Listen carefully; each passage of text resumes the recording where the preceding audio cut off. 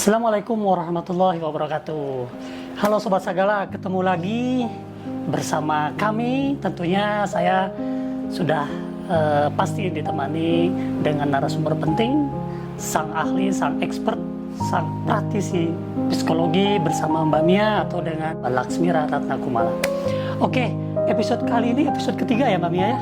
Oke, dan sekarang kita akan bahas yang cukup vital nih, cukup penting juga. Jadi mengenali diri sama dengan merawat kesehatan mental.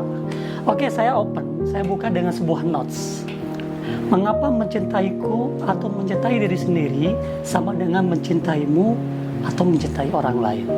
Tentunya dengan kita mengenal diri sendiri ini, artinya kita bisa mengcover atau membentengi atau juga kita bisa mencegah hal-hal yang memang bisa membuat kita tidak nyaman, ya, tidak enak, bahkan bisa memicu amarah ataupun emosi-emosi yang negatif yang lain. Artinya penting sob, setelah kita berbicara mengenai grafologi dengan penjelasannya, keterkaitannya, praktikalnya kepada psikologi, lalu di episode kedua kita bicara mengenai grafoterapi, dan saat ini kita bicara mengenai pengenalan diri untuk merawat kesehatan mental kita. Baik, apa kabar? Amia? Baik. Seperti terbiasa sehat ya? Alhamdulillah, terlihat hari ini prima banget nih. Wah, semangat. Sama ya. Oke, Mbak Mia langsung aja nih, silahkan mau sapa dulu Sobat Sagala mungkin. Oke, Sobat Sagala apa kabar? Semoga dalam keadaan sehat walafiat dan baik, siap untuk kita diskusi tentang kesehatan mental dan mengenali diri. Nah Sob, untuk itu pantengin nih, karena ini hal yang paling juga tidak kalah penting, karena apalagi buat Sobat Segala yang sudah mengikuti dari episode pertama ya Mama ya. Karena kita ini dalam grafologi kemungkinan ada ya mungkin 4-5 episode ya insya Allah ya. Ini di episode ketiga, ini tidak kalah penting dan jadi kalian harus pantengin terus. Oke, kita mulai Mbak Mia. Jadi ini sangat menarik ya, dan ini kayaknya dari tagline-nya juga udah sangat-sangat penting. Ketika kita mengenali diri sendiri, mencintai diri sendiri, itu tentunya sama dengan merawat kesehatan mental kita. Ya. Bahkan ini akan berpengaruh terhadap bagaimana kita bisa mencintai orang lain. Ya. Itu gimana Mami? Oke. Jadi kalau kita mengenali diri kita sendiri, itu kita mengenali apa yang sudah terjadi pada diri kita yang membentuk kita sekarang seperti apa gitu. Apa saja yang bisa memicu ketakutan kita, kecemasan kita, sampai kemarahan kita gitu. Ketika kita mengenali itu dan kita mengenali pemicu-pemicunya, kita bisa mencegah itu. Ini kaitannya sangat erat dengan kesehatan mental. Kenapa? Karena kalau kita biarkan diri kita itu terpicu terus-menerus dengan hal-hal yang membuat kita cemas, membuat kita tertekan, membuat kita marah, maka otomatis kesehatan mental kita itu terganggu. Ya, jadi istilah kesehatan mental itu tidak selalu harus sudah sampai pada term gila, ya. ODGJ, nggak seperti itu gitu. Itu yang sudah sangat fatal sekali gitu. Nah, kesehatan mental ini itu kaitannya sangat erat dengan kesehatan fisik. Bahkan pemicu sakit fisik yang utama itu justru adalah dari mental. Ketika kita stres berkepanjangan, depresi itu sangat berpengaruh dengan fisik. Kalau di dunia medis itu sudah sangat dikenal bahwa stres itu justru bisa memicu kepada penyakit-penyakit berat seperti kanker dan lain sebagainya gitu. Nah, jadi sangat penting bagi kita untuk mencegah hal itu. Mencegahnya seperti apa? Yaitu kita kenali diri kita seperti apa. Kemudian kita bisa membatasi diri kita dari hal-hal, lingkungan ataupun orang-orang yang kita paham bisa memicu emosi-emosi negatif dari diri kita. Yang membuat kita tidak nyaman. Betul. Sehingga memicu emosi-emosi negatif. Betul. Ya. Dan kaitannya apa dengan mencintai diri kemudian mencintai orang lain adalah jangan sampai orang-orang yang di sekeliling kita yang kita cintai, anak-anak, keluarga lainnya itu kena imbas dari emosi negatif kita. Jadi misalkan kita membiarkan diri kita terpapar terus-menerus dengan hal-hal yang membuat kita marah atau membuat kita cemas gitu, kemudian yang kena imbasnya adalah keluarga atau orang-orang terdekat kita. Akhirnya yang terluka adalah mereka. Gitu. Jadi penting kita untuk mengenal diri kita, memahami bagaimana kita meredakan kecemasan kita, mengenali apa saja sih pemicu-pemicu kekhawatiran, ketakutan kita agar kita bisa mengantisipasi. Gitu. Betul Sob. Jadi ketika kita mengenali diri sendiri, sudah pasti kita mencintai diri sendiri. Seperti tadi, jadi ketika kita sudah bisa mengenali bahkan mencintai diri sendiri, kita akan bisa mencintai orang lain di sekitarnya. Salah satunya, contohnya tadi Mbak Mia sampaikan bahwa ketika terjadi sesuatu yang pemicu emosi kita, apalagi emosi yang negatif, sehingga kita bisa meredam itu. Iya, betul. Meredam itu jangan sampai ya mungkin ini sudah banyak terjadi mungkin ya, ketika memang kita marah sampai pada akhirnya bukan marah dalam konteks kita yang merasakan sendiri, tapi imbasnya terhadap orang-orang sekitar. Betul, bahkan betul. Yang paling dominasi adalah orang-orang yang terdekat kita. Iya, betul. Jadi dengan mengenali diri sendiri, dengan mencintai diri sendiri, kita akan terhindar dari kejadian melukai orang lain. Ya. Oke. Lalu apa saja sih Mbak Mia step atau langkah atau how the way dalam cara kita untuk mengenali diri kita sendiri itu? Oke. Yang pertama kita mau dulu ya, mau mengenal diri, mau menerima diri kita seperti apa, mau melihat kekurangan-kekurangan atau kelemahan kita seperti apa, bukan untuk di flexing ya, karena kan sekarang lagi tren banget ya flexing ya, bahkan kesengsaraan aja di flexing, dipamerkan gitu, apalagi yang bagus-bagus. Nah, kita kenali kelemahan kita seperti apa, kemudian kekurangan kita seperti apa, kita cari tahu kenapa kita lemah dalam hal itu. Sekarang jadi seperti ini, mengenali diri itu tidak hanya kita saat ini, tapi artinya kita tarik jauh ke belakang seperti apa yang sudah terjadi dengan diri kita, masa lalu kita, kemudian apakah ada trauma-trauma gitu. Tidak perlu harus diungkapkan ke orang lain, tidak perlu diceritakan ke orang lain, apalagi mungkin teman-teman yang tidak dalam ranahnya untuk memberikan masukan pada kita. Jadi jangan sampai kita menceritakan pada orang yang justru manas-manasin gitu. Tapi pada orang yang memang dipercaya seperti profesional atau orang-orang yang bisa memberikan respon dan masukan yang bijaksana, yang pendengar yang baik gitu, sehingga kita bisa mengeluarkan apa sih sebetulnya yang kita rasakan gitu. Karena kadang-kadang kita menceritakan itu adalah suatu venting atau mengeluarkan, tidak untuk minta nasihat atau pendapat, tapi hanya untuk mengeluarkan aja. Setelah itu lebih reda gitu, cemasnya atau kemarahannya apapun itu gitu. Nah, jadi mengenali diri itu kita tarik balik ke belakang, apakah ada trauma-trauma tertentu yang pernah kita alami. Sekali lagi, trauma itu adalah dari dalam diri kita. Jadi bukan perlakuan dari luar. Contohnya seperti ini, saya ambil contoh dari penjelasannya Dr. Gabor Mate ya. Beliau menjelaskan bahwa ada contoh nih, ada dua anak. Yang satu itu kedua-duanya tuh kalau nggak salah dikasih air gitu ya, atau nggak dikasih air gitu ya. Yang satu itu nggak dikasih air tuh sangat terluka. Yang satu lagi nggak dikasih air itu ya biasa aja gitu.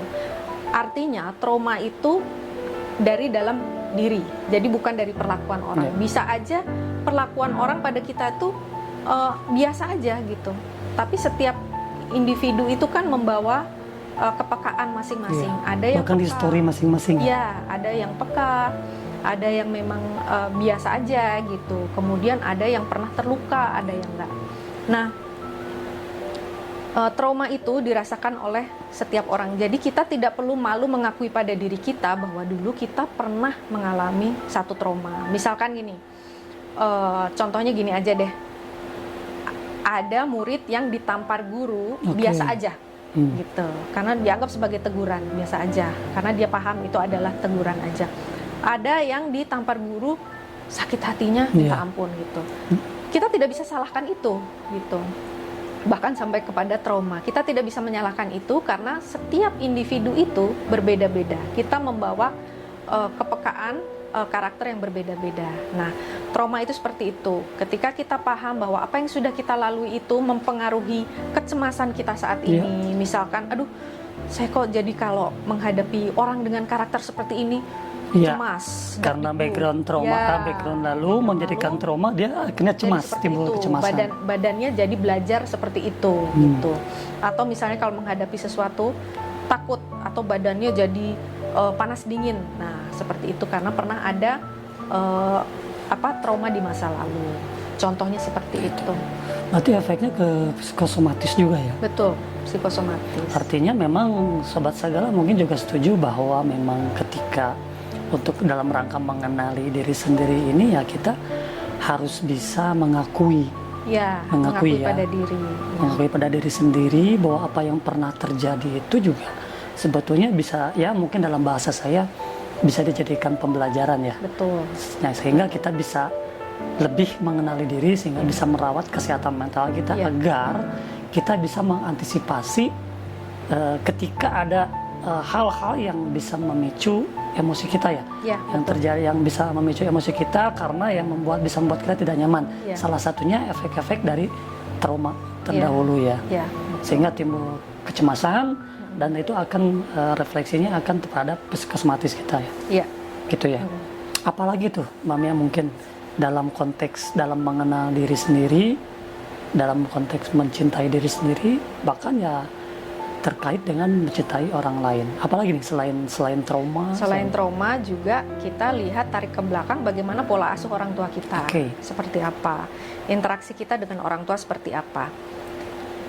Mengakui bagaimana pola asuh orang tua kita membentuk kita seperti apa, itu tuh biasanya umumnya adalah hal yang baik secara sadar maupun tidak sadar itu ditolak gitu oleh orang-orang, terutama orang yang dengan di kultur yang timur yang menghormati orang tua, kemudian harus saling membantu gitu. Nah, itu menjadi satu hal yang bahkan pada diri sendiri nggak mau diakui gitu, bahwa orang tuaku jadi selalu dipoles dengan pemikiran tapi orang tuaku seperti itu karena sayang sama aku gitu. Enggak, itu tuh karena ayah sayang atau itu karena ibu sayang sama aku gitu. Walaupun pola asuhnya juga dirasa itu sebenarnya sangat mempengaruhi, misalkan ketidakstabilan emosi ayah. Nah, ketidakstabilan emosi ayah. Jadi kalau lagi senang bisa sangat hangat, tapi kalau sedang tiba-tiba seketika bisa emosinya tiba-tiba meluap sekali, tiba-tiba marah. Nah, itu bisa membuat kebingungan bagi anak. Jadi anak itu mengalami kebingungan, kemudian anak juga akhirnya mengadaptasi itu. Jadi belajar dari situ, emosinya juga jadi serba takut salah. Tapi juga kelak ketika mereka sudah dewasa, ketika mereka sudah bertanggung jawab pada diri mereka sendiri, mereka akan berani menunjukkan diri mereka. Nah, mereka akan menunjukkan gejala-gejala yang sama dengan bagaimana orang tuanya dulu memperlakukannya gitu. Kemudian juga pengaruhnya itu banyak, termasuk kepada yang seperti saat ini sedang marak itu adalah kepada orientasi seksual gitu. Jadi hubungan anak dan ayah yang tidak hangat, kemudian ayah yang terlampau keras pada anak perempuan itu bisa membuat anak perempuan yang tidak suka laki-laki gitu. Akhirnya dia lebih dekat kepada perempuan. Yang sebaliknya gitu, anak laki pun begitu. Kalau tidak dekat dengan ayahnya, dia tidak akan mendapatkan contoh ya, karena anak-anak itu belajar melalui contoh gitu. Nasihat itu justru yang kesekian ketika anak sudah belajar melalui contoh gitu. Nah, itu sangat penting. Jadi kedekatan itu penting sekali. Kemudian orang tua meminta maaf kepada anak itu juga sangat penting. Jadi walaupun sepertinya tuh sepele ya, tidak menyampaikan maaf hanya dengan udah yang penting sikapku udah berubah nih pada anak yang tadinya marah, sekarang udah baik-baik aja. Pasti anakku udah tahu kalau aku udah gak marah lagi. Tapi sebetulnya anak itu menyimpan luka, luka yang kemudian menjadi ketakutan. Nah, yang akan berdampak buruk adalah nantinya ketika sudah dewasa, kalau ini anak perempuan, dia akan memilih tipe laki-laki yang tidak jauh dari itu, gitu. Yang sebenarnya kalau bapaknya lihat, kok kamu kepilih laki-laki yang tipenya kayak gitu, padahal sebenarnya itu tidak jauh dari ayahnya. Jadi berpengaruh terhadap pemilihan pasangan ya? Betul. Bagaimana kita memilih pasangan, kenapa sih kita kok selalu tertarik dengan perempuan atau laki-laki yang seperti ini gitu. Padahal aku sadar itu tuh perilaku dia tuh nggak baik gitu. Tapi kenapa kita selalu kembali gitu? Karena tubuh kita, mental kita, baik secara sadar dan tidak sadar, sudah terbentuk, psikologis kita sudah terbentuk bahwa bentuk seperti itu adalah cinta, itu adalah rumah, gitu. Sehingga selain dari itu, bahkan kadang ada kan yang kok dia malah sukanya gitu, padahal dia dideketin sama orang yang baik-baik, yang soleh, malah pilihnya yang kayak gitu. Betul. Kemudian kita jadi mengumpat dia yang memilih itu. Dia juga merasa, kenapa aku malah sukanya yang kayak gitu, kenapa nggak yang sama si soleh nih gitu kan. Nah, karena itu dia pengaruh pola asuh masa lalu seperti apa, ayah seperti apa, atau ibu seperti apa, yang akhirnya membuat dia jadi lebih mudah tertarik seperti itu. Nah, salah satu dari mengenali diri juga ketika kita sudah bersedia tarik balik ke pola asuh adalah memutus tali rantai yang tidak sehat antara orang tua diturunkan kepada kita putus supaya anak-anak tidak mendapatkan imbas atau luka yang sama seperti yang kita rasakan di pola asuh yang sebelumnya gitu. Kemudian yang juga tidak kalah penting adalah memaafkan. Memaafkan kalau pelaku yang menyebabkan trauma itu adalah orang lain, orang yang betul-betul melukai kita. Proses memaafkan ini adalah bukan berarti membenarkan apa yang sudah dilakukan orang itu, tapi lebih kepada menyayangi diri kita, melepas itu memaafkan itu seperti itu.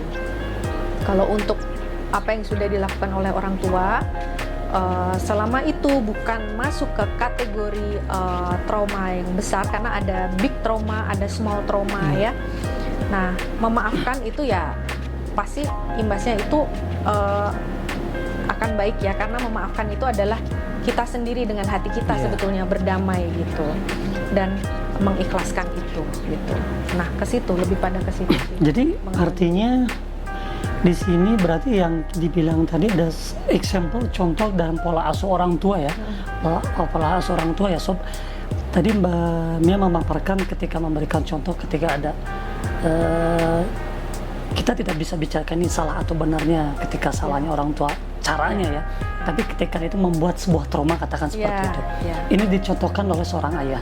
Bagaimana jika dicontohkan oleh seorang ibu, mungkin akan sama ya? Akan sama loh Sob. Jadi di sini saya tekankan bahwa itu sebetulnya bisa terjadi karena orang tua kita mau ayah atau ibu atau mungkin keduanya.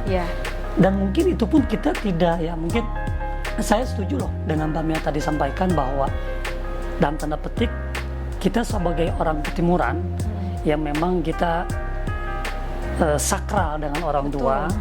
Artinya mau bagaimanapun, katakan ada pepatah, mau benar mau salah dia tetap adalah orang tua kita.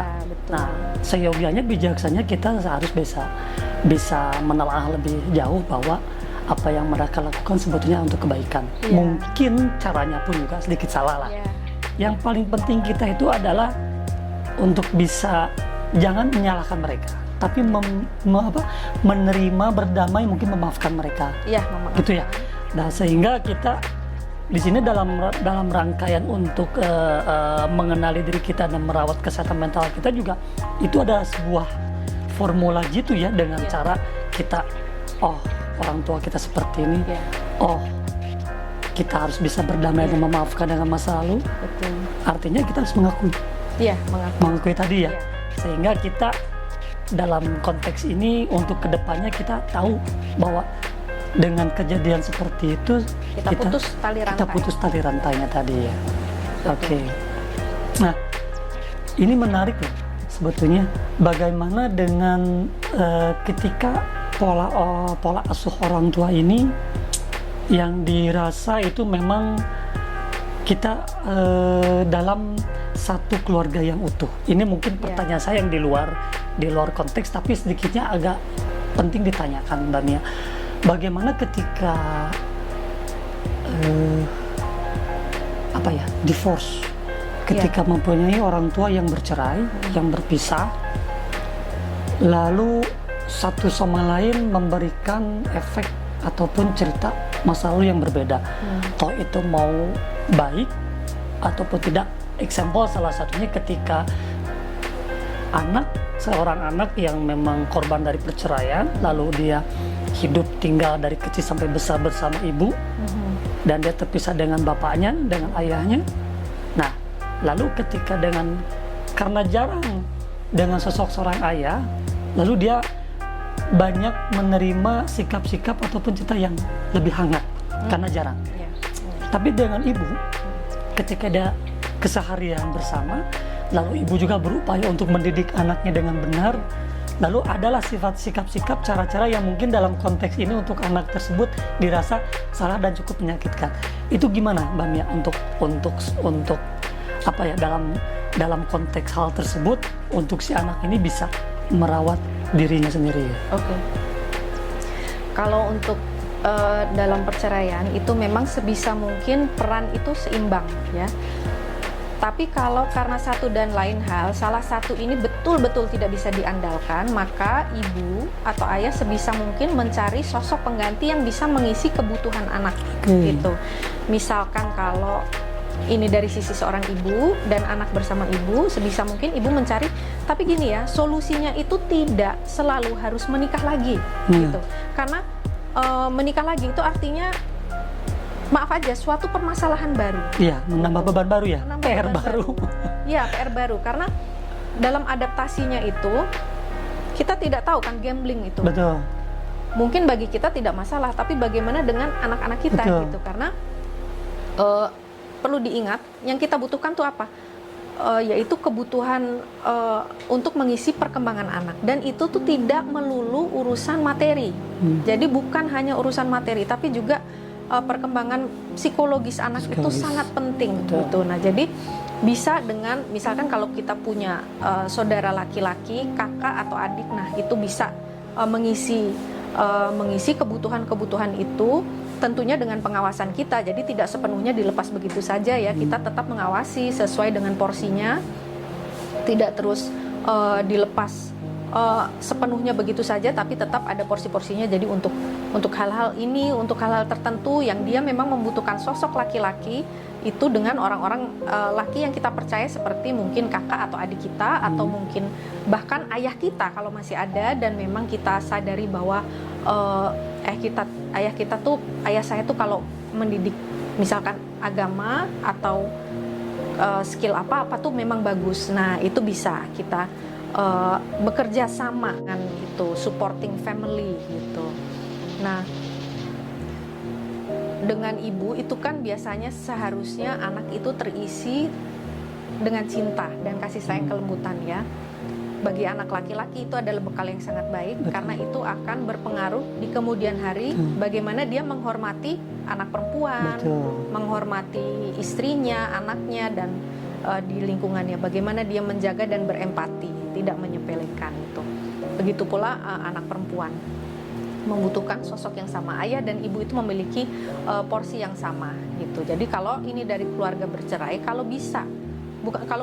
harusnya si ayah dan si ibu ini bekerja sama, team up dengan baik. Karena tidak harus pada saat bercerai, kondisi dalam situasi yang menikah bersatu aja, ayah dan ibu itu harus bekerja sama.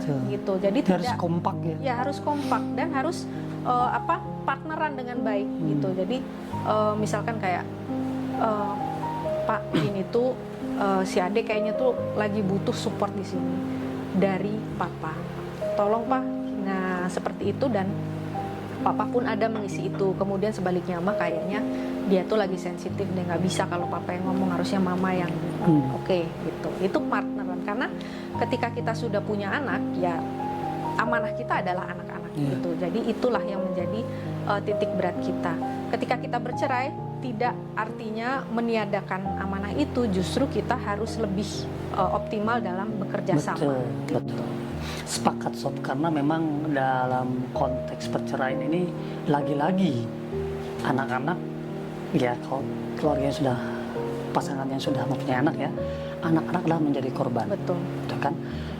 Saya sangat sepakat bahwa tidak hanya melulu tentang materi, kebutuhan psikologisnya pun itu memang harus Iya, harus dijaga. Iya. Bahkan dengan salah satunya menikah lagi, sebetulnya itu buat anak ada beban tambahan sebetulnya ya. Iya. Oke. Nah, kemudian kita kembali ke mengenali diri sendiri dalam cara upaya atau sama dengan merawat kesehatan mental. Mbak Mia, ada step-stepnya dalam cara mengenali diri secara psikologis kita, secara fisik kita. Mungkin ketika kita sedang sendiri, ketika kita sedang bersama kawan atau gimana, mungkin ada cara-cara atau step-step nggak untuk lebih bisa mengenal diri sehingga kita bisa merawat kesehatan mental kita sendiri. Ya, jadi sebagiannya ya, salah satunya adalah mengenali bagaimana kita kalau ada di lingkungan, misalkan lingkungan ramai, reaksi tubuh kita seperti apa? Apakah kita cemas atau kita justru rileks, merasa nyaman? Respon tubuh kita. Respon tubuh kita gitu, respon tubuh. Kemudian emosi kita seperti apa? Bahagiakah gitu? Atau kita ada ketakutan, kecemasan, atau berat gitu ya, atau justru sedih. Nah, kemudian ketika sendiri kita seperti apa? Apakah ketika sendiri ini kita justru jadi cemas, murung, merasa kesepian gitu? Nah, itu kita harus kenali diri. Kemudian ketika lapar, ya, ketika lapar kita juga harus mengenali diri. Apakah ketika lapar ini kita jadi hangry gitu ya? Ada istilah hangry, itu adalah hungry and angry. Gitu. Kalau kita hangry, artinya kita harus mengantisipasi. Sebelum kita hungry, kita harus sudah tahu kan, berarti oh kira-kira jam segini, atau kita setelah melakukan ini tuh biasanya saya terkuras energi, pikiran dan emosinya sehingga saya pasti akan lapar. Sediakan, siapkan makanan seadanya dulu untuk mengganjal itu, baru kemudian kita bisa cari makanan apa yang kita sukai nanti ketika kondisinya sudah tepat untuk mencari makanan itu. Tapi jangan sampai membiarkan diri kita hungry, karena hungry itu bisa memunculkan monster gitu. Ya, akhirnya lagi-lagi seperti tadi, yang kena imbasnya adalah orang-orang di sekeliling kita. Akhirnya kita melukai orang-orang terdekat kita hanya karena kita tidak mengantisipasi hungry kita atau lapar kita gitu. Nah, kemudian kembali ke yang tadi, lingkungan, ketika kita di lingkungan ramai, kalau misalkan kita menjadi cemas, kita tahu kita akan selalu cemas tuh kalau ada di lingkungan yang ramai. Kita harus antisipasi, batasi diri kita ada di keramaian itu. Jangan biarkan lingkungan yang mengontrol kita, tapi kita yang mengontrol lingkungan kita. Jadi lebih dari 2 jam itu energi saya tuh biasanya tuh sangat habis. Saya tuh biasanya udah jadi orang yang nggak asik lagi di mata orang-orang gitu. Sebelum sampai 2 jam lebih kita harus sudah mengundurkan diri. Ya, gitu artinya membatasi diri. Kemudian kalau saat sendiri itu kita justru jadi sedih, cemas, kesepian. Nah, kita harus cari tahu itu kenapa. Jadi jangan langsung cari pelarian untuk ke tempat ramai atau ke dengan yang lain-lain yang membuat yang ramai, yang kita pikir membuat kita tidak kesepian, tapi sebetulnya itu solusi semu gitu ya. Nah, kita harus kenali kenapa. Nah, bisa jadi itu mungkin di masa lalu kita ditinggalkan sendiri, kita dibiarkan mengatasi kesulitan yang kita alami sendiri. Tidak ada yang mau berteman dengan kita, atau keluarga tidak mempedulikan kebutuhan emosi kita. Nah, itu bisa menjadi satu ketakutan kita untuk sendirian gitu. Salah satunya cara-caranya itu seperti itu, mengenali diri ketika sendiri, dalam keramaian, ketika banyak kerjaan tuh seperti apa? Apakah kita semangat gitu mengerjakan? Banyak aktivitas. Banyak aktivitas. Bahkan berarti mengenali diri juga dalam tahap kita tidak ada kerjaan sekalipun ya, artinya tidak ada aktif, bahkan kita banyak waktu, artinya kita tidak ngapa-ngapain nih, kita juga harus bisa mengenali diri sendiri ya, betul? Ya, karena Ada sebagian orang yang ketika tidak ada kerjaan sama sekali itu cemas, bingung, stres gitu. Tapi ada orang-orang justru yang banyak kerjaan itu stres, meningkat gitu. Artinya kita harus mengenali diri, kita tipe yang seperti apa. Apakah kita butuh banyak pekerjaan, butuh kegiatan, karena artinya itu kita stres hormon kita tinggi. Jadi kita membutuhkan stres itu untuk bisa menjalankan pekerjaan. Ada orang-orang yang ketika stres itu kinerjanya bagus gitu. Dan ada juga orang-orang yang ketika nggak ngapa-ngapain stresnya tinggi banget gitu. Nah itu kita harus mengenali diri kita seperti itu, dan kita harus bisa mencari tahu antisipasinya seperti apa.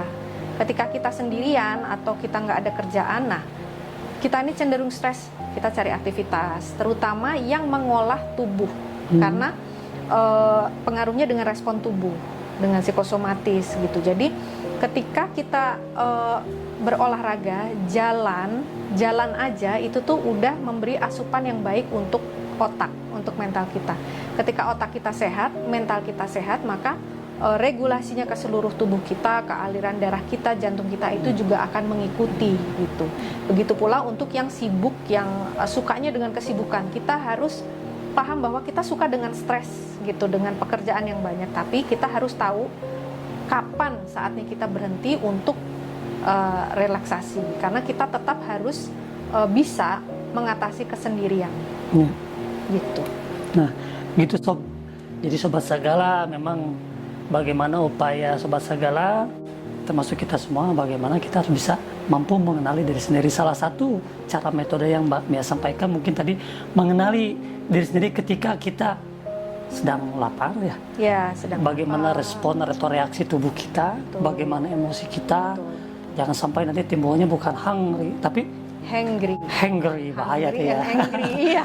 Sob, ketika lapar, kemudian ketika apa tadi Mbak Mia?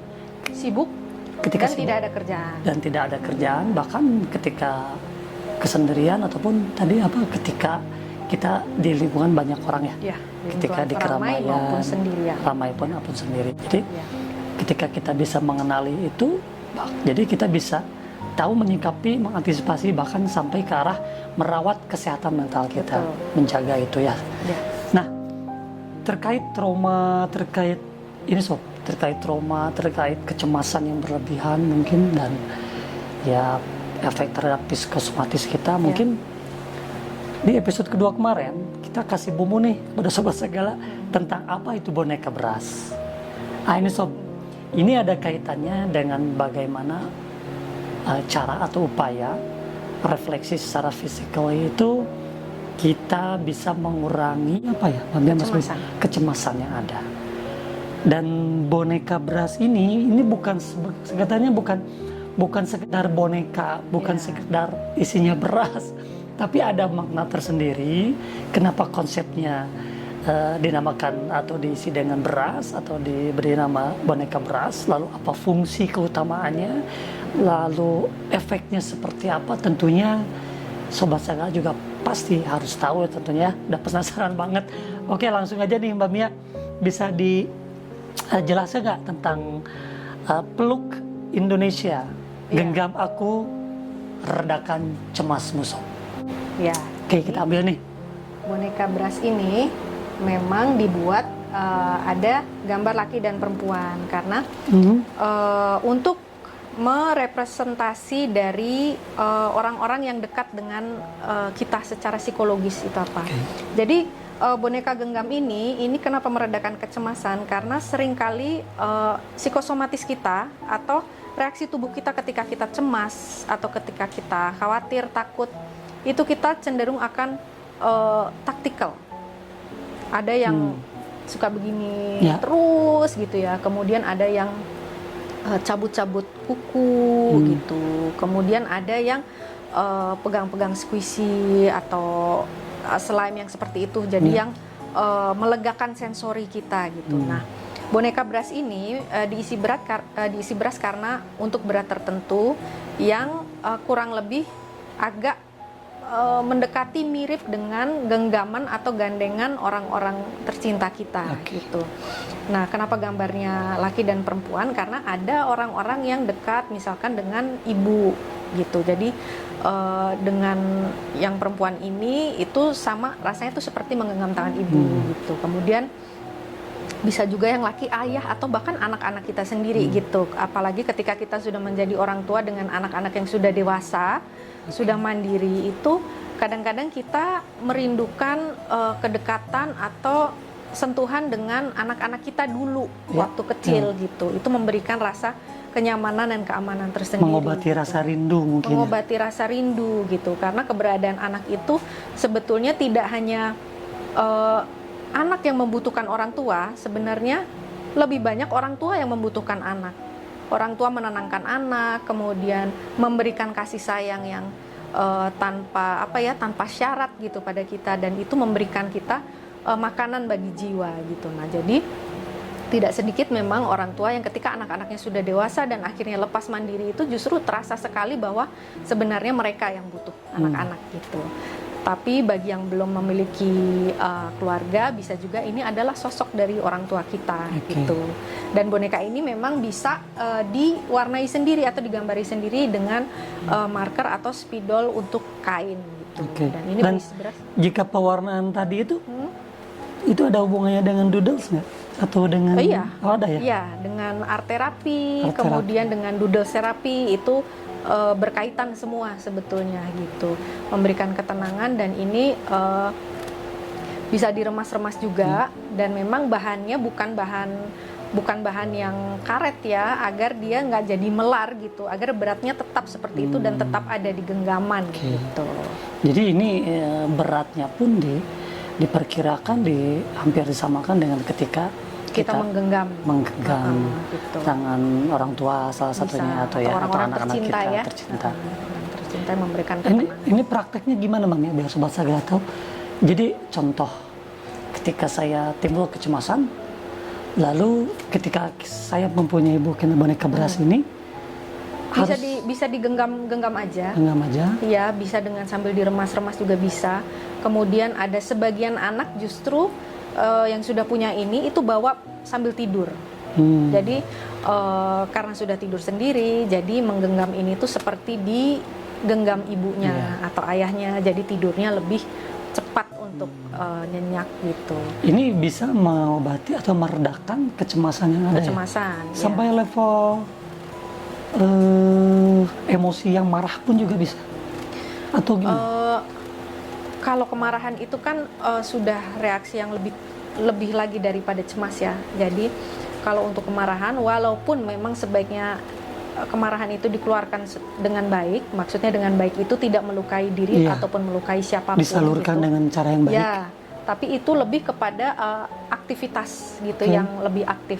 Sedangkan ini memang bukan untuk yang aktivitas fisik berlebih, tapi lebih kepada taktikal gitu, atau lebih menenangkan taktis kita gitu, sentuhan kita, dan memberikan kenyamanan untuk sensori kita, sentuhan kita gitu dengan beras ini. Kenapa nggak diisi biji atau yang lainnya? Karena tekstur beras ini tuh dia bertekstur tapi tidak sebesar biji gitu. Biji itu lebih besar gitu. Nah, beras ini lebih ramping, lebih kecil-kecil gitu.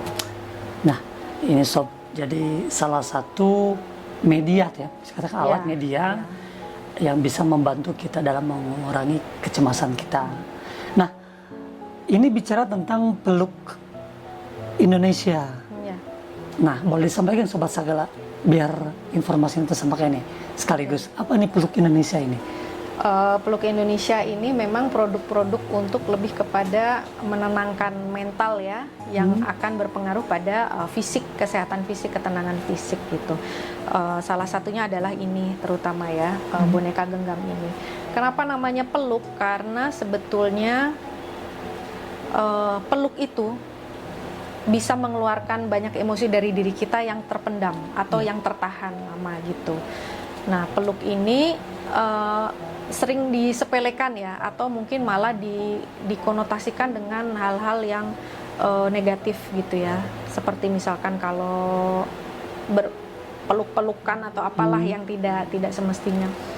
Tapi peluk ini sebetulnya seperti di PFA. PFA itu adalah psychological first aid, yaitu ketika kita berhadapan dengan korban-korban yang mengalami trauma gitu di lapangan, sangat penting bagi mereka untuk berlatih peluk, seperti butterfly hug kayak gitu. Nah, itu peluk gitu. Artinya peluk ini peranannya itu sangat besar, memiliki efek yang sangat besar bagi tubuh gitu. Siapapun yang bisa memeluk kita dengan tulus, itu pasti akan membantu kita untuk bisa meregulasi emosi kita yang tadinya tertahan, kemudian jadi bisa keluar, seperti menangis. Jadi nangis itu bukan sesuatu yang negatif ya. Nangis itu justru adalah salah satu cara tubuh kita mengeluarkan tekanan-tekanan, emosi-emosi gitu. Oke, berarti peluk Indonesia ini sebetulnya lebih kepada brand untuk produk-produk yang Kesehatan lebih mental, kepada ya? kesehatan mental ya.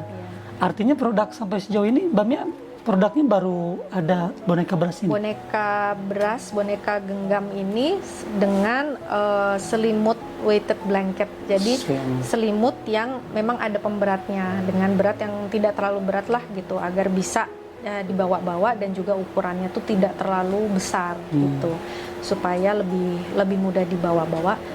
Tapi untuk dewasa gitu, karena kalau untuk anak-anak kan takutnya berat tubuh mereka belum cukup menopang itu ya, walaupun hanya 3 kilo gitu. Dan karena berat itu seperti peluk, menggantikan berat tubuh yang memeluk kita gitu. Lalu ini produk ini bisa dijumpai, dicari, ditemukan di mana ini, Mbak Mia? Sementara ini? Untuk sementara ini memang langsung ke saya dan juga bisa melalui ketika saya sedang mengadakan workshop untuk mengenali diri, untuk mencintai diri. Nah, ini akan disertakan bersama workshop itu. Ya. Nah, Sobat Sagala, jadi kalau memang penasaran dengan produk ini, seperti apa rasanya ketika kita menggenggam boneka genggam ini, boneka beras, lalu mungkin yang tadi selimut disampaikan, ya nanti Sobat Sagala bisa langsung pantengin aja deh akun-akun sosmednya Mbak Mia, atau ketika Mbak Mia ada workshop di beberapa tempat sesuai timeline-nya juga bisa diikutin. Nah, oke. Mbak Mia, ini kita kembali ke topik inti awal, bahwa dalam rangka untuk mengenali diri sendiri, mencintai diri sendiri, sama dengan merawat kesehatan mental. Artinya ini adalah sangat penting ya Mbak Mia. Karena kenapa? Karena tidak terbayangkan jika memang kita yang hidup dengan keseharian, rutinitas yang tinggi, bersosialisasi tinggi dengan beraneka ragam polemik yang ada di lingkungan kita, kemudian apalagi disertai dengan mungkin ada yang beberapa pihak yang traumatik gitu ya. Betul. Ada yang apakah itu trauma yang terjadi karena dengan sendirinya, ataupun yang ada pengaruh dari pola seorang tua yang dalam tanda petik mungkin membuat trauma dan lain sebagainya, disertai dengan iklim perubahan zaman yang semakin ke depan akan semakin berubah. Betul. Tentunya bukan hanya berbicara mengenai teknologi, berbicara mengenai zaman, fashion dan lain sebagainya, tapi menurut saya sosialisasi dalam kehidupan pun akan selalu berubah-ubah. Betul. Sehingga ini akan berpengaruh, sangat berpengaruh terhadap karakter, bahkan emosi kita. Jadi saya rasa cara mengenali diri sendiri, bahkan cara untuk mencintai diri sendiri untuk bisa merawat kesehatan mental sendiri sangat penting. Nah, ke depan kira-kira Mbak Mia, yang tadi disampaikan Mbak Mia, salah satu metodenya cara-cara dengan mengenali ketika kita lapar, psikologis kita ya. Kita mengenali kita ketika di lingkungan banyak, ketika kesendirian, ketika ada aktivitas atau bahkan tidak ada aktivitas sekalipun, itu secara ke depan metode tersebut juga akan tetap bisa digunakan atau mungkin akan bisa berubah. Metode itu bisa terus digunakan meskipun kita berubah. Jadi kita pasti akan berubah terus ya, kita akan berubah. Selain juga secara usia pasti juga akan banyak kemunduran dari diri kita nanti tuh ya. Kemudian nanti setiap level, setiap fase dari perjalanan hidup kita, apalagi kalau kita sudah memiliki keluarga, itu tuh kita akan bertemu dengan banyak sekali tantangan gitu. Nah, misalkan tadi saya ambil contoh, ketika kita lapar misalkan, mungkin kita sudah tidak lagi hangry, tapi kita lebih kepada murung. Nah, kita sekarang jadi kenal diri kita yang sekarang ini, kalau lapar itu kita jadi murung, pendiam, lemas, seperti letih seperti itu. Nah, artinya kita tetap harus antisipasi itu. Jadi metode itu masih tetap bisa dipakai gitu, meskipun kita berubah. Artinya yang harus kita kenali adalah emosi-emosi kita seperti apa, reaksi tubuh kita seperti apa ketika kita menghadapi tantangan-tantangan, keadaan-keadaan tertentu seperti yang tadi, yang disebutkan tadi gitu. Nah Sob, artinya metode tersebut masih akan tetap bisa digunakan ke depan walaupun memang banyak perubahan. Tentunya mungkin yang ada mungkin akan ada metode tambahan ya Mami ya. Mungkin betul. Yang kita tidak akan pernah tahu yang akan disesuaikan dengan situasi dan kondisi nanti. Betul. Nah yang jelas Sobat Sagala itu paparan mengenai bagaimana cara kita untuk mengenali diri sendiri, mencintai diri sendiri untuk dalam rangka untuk merawat ataupun kesehatan mental kita sendiri yang akan berpengaruh terhadap lingkungan kita sendiri ya Mami ya. Tentunya dengan dapat mengenali diri sendiri dapat mencintai orang lain juga ya. Seperti itu. Oke Sob, kita rasa cukup ya kali ini ya cukup. Untuk topik tentang mengenali diri untuk merawat kesehatan mental. Nah Sobat Sagala jangan khawatir loh, ini sebetulnya kita ada episode lagi nanti ya. Nah Sobat Sagala, sebetulnya ini kita sudah rangkaian ada dari mulai grafologi dan penjelasannya, kemudian grafoterapi ya, lalu mengenali diri, mencintai diri dalam upaya atau sama dengan merawat kesehatan mental. Kita ada lagi ya Sob, ada episode selanjutnya nanti setelah ini adalah grafologi sebagai alat bantu dalam dunia pendidikan ya. Artinya ini nggak kalah manfaatnya, luar biasa. Jadi Sobat Sagala tinggal pantengin nanti di next episode setelah ini ya. Oke, dan mungkin terakhir nih Mbak Mia ada kesimpulan dan mungkin ada tips untuk para Sobat Sagala tentang mengenali diri, mencintai diri sendiri sama dengan merawat kesehatan mental kita sendiri. Ya. Tipsnya adalah ya saran saya untuk terus belajar mengenali diri, introspeksi, kemudian lebih menghargai lagi saat-saat kesendirian ya. Jadi karena di saat kita sendiri itu sebetulnya kita bisa merefleksi banyak hal. Ketika kita merefleksi, kita bisa kontemplasi, kita bisa melihat perjalanan kita dari dulu sampai saat ini dan apa saja yang bisa kita syukuri gitu. Karena kadang-kadang dengan dunia yang begitu menuntut kita untuk cepat itu kita lupa untuk bersyukur dengan hal-hal yang kecil. Betul. Seperti ketenangan saat sendiri, kemudian bisa makan dengan tenang gitu, tidak diburu-buru. Itu kan juga sebetulnya adalah satu hal yang bisa disyukuri. Betul. Sekali gitu. Jadi terus mengenali diri, introspeksi, menghargai waktu yang sendiri gitu untuk bisa kontemplasi, kemudian membatasi diri. Nah, membatasi diri ini penting karena banyak orang-orang yang merasa nggak enakan kalau membatasi diri gitu, karena pasti akan bilang, ih kok kamu mutus tali silaturahmi gitu, padahal sebetulnya pertemuannya, sebetulnya kan yang disebut silaturahmi itu sebetulnya harus memberikan kedua belah pihak atau semua pihak itu positif ya, energi memberikan positif, manfaat, memberikan manfaat, saling memberikan dukungan, bantuan apapun itu, tidak hanya salah satu pihak aja gitu.